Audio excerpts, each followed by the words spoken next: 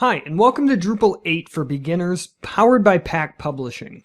My name is Jason Blanda, and I'm going to be guiding you through this Drupal 8 course.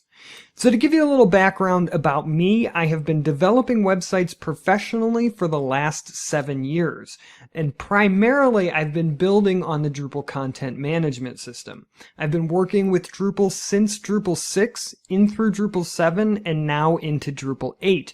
So I'm really looking forward to presenting this information to you because I am a big fan of the Drupal content management system. I am also the founder of the One Stop How-To Guys, which is a website/YouTube channel dedicated entirely to free education. And this is in a vast array of different subjects. From the last slide, you can see that I am also a bass player, and I love playing bass. All different kinds of musical styles. I'm not really locked down to anything. I just love playing bass. Also, in my free time, I am an avid speedrunner. And if you don't know what that means, it means I play video games as fast as I possibly can. And I primarily play Super Mario World. So if you'd like to follow up with me, stop by jasonblanda.com. You can follow me on Twitter at dbnubs. And if you'd like to stop by sometime and check out a speedrun, you can find me on Twitch at dbnubs. So what are we going to learn in this course? Well, it's broken down into 4 primary volumes. In the first section, we're going to be getting started with Drupal 8. Now, this means that we're going to be talking about what's new in Drupal 8. We are going to be installing MAMP, which is a local development environment, to our computer to speed up the building process. And then we're going to be downloading and installing Drupal 8. In section 2, we're going to be starting to work with the building blocks of Drupal 8. And we're going to be building a foundation by understanding all of the different pieces and parts that go into creating a website with the Drupal content management system. Now, this will cover everything from content types and menus to views and advanced topics like the REST system.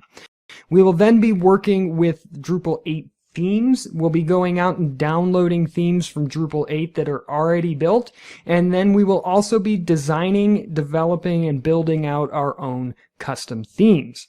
And then we're going to be deploying and maintaining our websites. So we're going to be talking about the process of moving a website from our local environment to an actual production server where people can see it. And then we're going to be talking about updates and reports, because one of the things that you'll learn with Drupal is that things get outdated and security releases come out often. So we'll need to know how to update the modules or extensions that we're using to develop our Drupal 8 site, as well as updating Drupal core itself. And then we also need to understand how to read the report system just to make sure that everything is going well on our website. In the final volume, we are going to be developing a simple website. So we're going to build out a simple blogging website using everything that we learned in the previous volumes. And then we're going to dive a little bit into custom module development. Now, this isn't something that you'll find yourself doing a lot with the Drupal system because the community has pretty much already built out just about everything that you'll need. However, it is a good skill to know, learn, and understand. So what are we actually going to be learning? Well, we're going to get a practical working knowledge of Drupal 8. That means we can jump into any existing Drupal 8 website and understand the basics of how it's built and how it's put together. We're going to understand how to develop sites of our own using the Drupal 8 content management system. So we can start from scratch and end with anything that we really want. And then we're also going to talk about and learn how to develop custom themes and custom modules for Drupal. And then we're going to learn how to launch a Drupal 8 website. Now, there are a couple of prerequisites to this course, and there aren't many, and they're all pretty basic. The first of which is you're going to need an advanced text editor, something designed for coding, something like Visual Studio Code, Brackets, Atom, anything like that. You're not going to want to use something like Microsoft Word that has a lot of text formatting. It's got to be designed for coding. So any of those will actually work very well. You could even use Notepad++, but no special formatting. Otherwise, you won't be able to do the things that we're going to be doing.